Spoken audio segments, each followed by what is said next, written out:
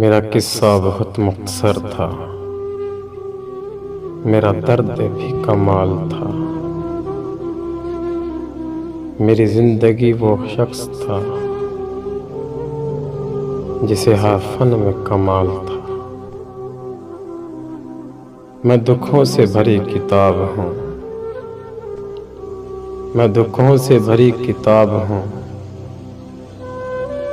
مجھے سوچ سمجھ کر پڑھ ذرا، مجھے سمجھ سکا نہ وہ بھی جسے نفسیات پہ کمال تھا۔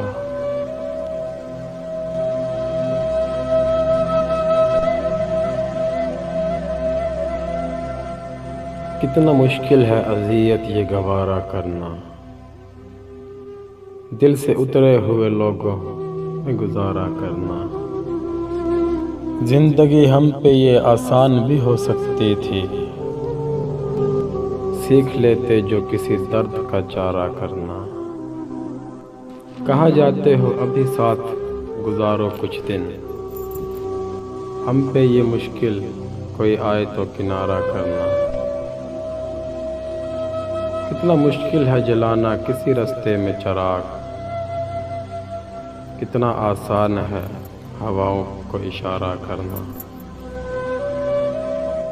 زندگی ہم تو چلو مان گئے، سہ بھی گئے، ایسا برتاؤ کسی سے نہ دوبارہ کرنا۔